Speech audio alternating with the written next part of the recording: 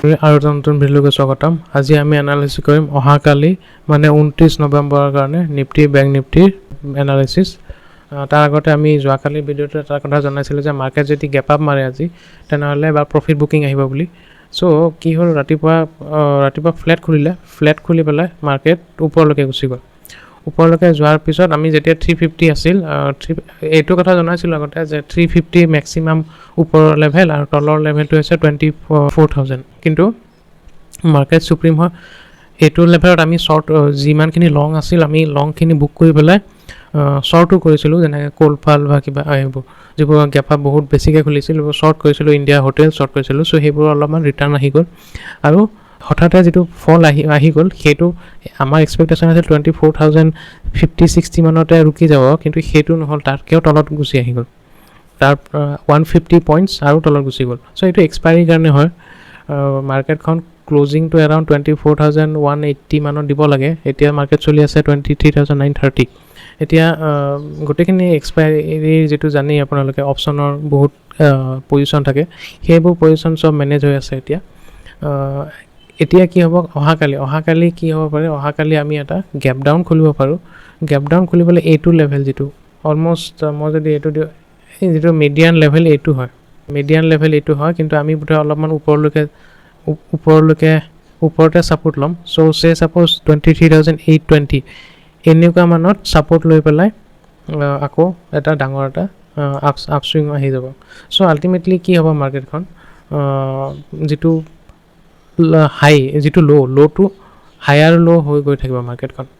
চ' gap up খুলি পেলাই ইয়াতে ছাপোৰ্ট লৈ পেলাই আকৌ এনেকৈ আহি যাব পাৰে আৰু আল্টিমেটলি এইটো 24,200 মানত ক্ল'জ দিব লাগে। চ' এইটো অহাকালিৰ এটা প্ৰেডিকশ্যন। চ' মাৰ্কেটত বিশেষ কোনো ডাঙৰ এটা হোৱা নাই যে ৰেঞ্জ ল'ব পৰা নাই মাৰ্কেটখনে, বাট যিমানে মাৰ্কেটত লিকুইডিটি আহিব সিমানে কি হ'ব, মাৰ্কেটখন ওপৰলৈকে গৈ থাকিব।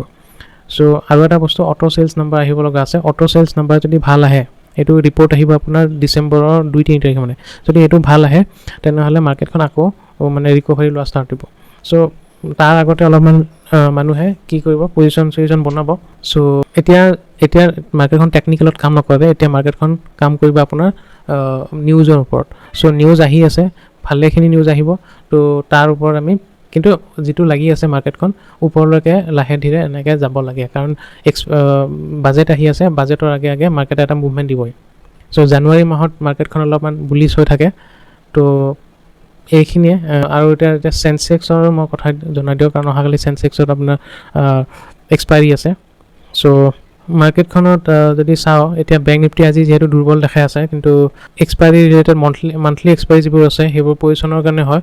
গতিকে চেনচেক্সত ITৰ অলপমান প্ৰভাৱ কম।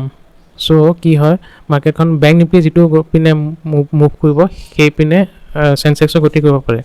ত' মোৰ কিয় লাগি আছে, আজি যিমানখিনি তলত পৰিছে, ছাপ'জ 1,152, ত' মাৰ্কেটখন ইয়াৰে 500-600 পইণ্ট ৰিকভাৰী ল'ব লাগে অহাকালিলৈকে। কিন্তু তাৰ পৰা কিমান তলত পৰিব সেইটোহে আচল কথা। মাৰ্কেটখন এইটো যিটো এটা বটম আছে, এই বটমটোৰ পৰা টাচ কৰিব আহিব পাৰে, তাৰপিছত বোধহয় ডাঙৰ গ্ৰীণ কেণ্ডেল বনাব পাৰে। চ' এইখিনিয়ে আজিৰ কাৰণে। ভিডিঅ'টো সৰু কাৰণ ইণ্ডেক্সত বেছি মুভমেণ্ট নাই, সেইকাৰণে আমাৰ কোল ইণ্ডিয়াত পজিশ্যন বনোৱা আছে, চেলত বনোৱা আছে, আৰু কিছুমান আমি ষ্টক আজি কিনিছোঁ। চ' ইমানখিনিয়ে। ইঞ্চুৰেঞ্চ ছেক্টৰটো চাই থাকিব আৰু মেটেল ছেক্টৰটো অলপমান চাব। এইখিনি, ধন্যবাদ।